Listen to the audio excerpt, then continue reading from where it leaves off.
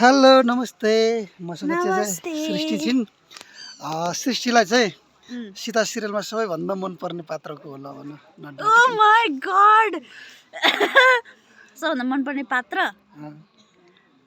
सबभन्दा मनपर्ने पात्र चाहिँ मलाई सीता नै हो। किनभने एक्सप्लेनेसन दिन पाइन्छ कि नै?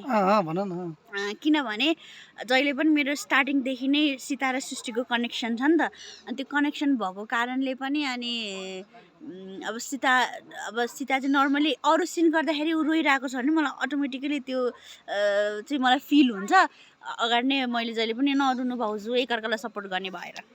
अनि मन नपर्ने पात्र चाहिँ को नि? मन नपर्ने पात्र पनि भन्नुपर्छ? अनि भन्नु पर्यो अब दर्शक भएर भन न।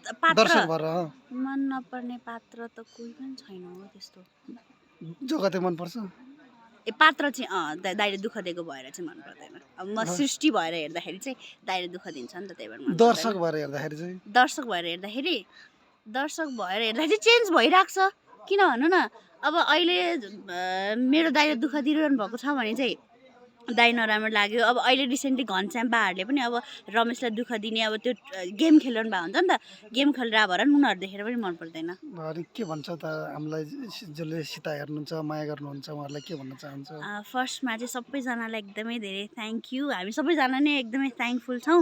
अहिलेसम्म यति धेरै 2 वर्ष हुन आइसक्यो, यति धेरै माया चाहिँ अझै बढ्दैछ अझै पनि बढिरहोस्। अनि त्यसपछि सैन दाइलाई पनि एकदमै थ्याङ्क यू, किनकि सैन दाइ नै हो हामीलाई बनाउनेवाला होइन। सबैजनालाई आई लभ यू। सबैजनालाई लभ यू। अनि मेरी क्रिसमस, आज क्रिसमस हो।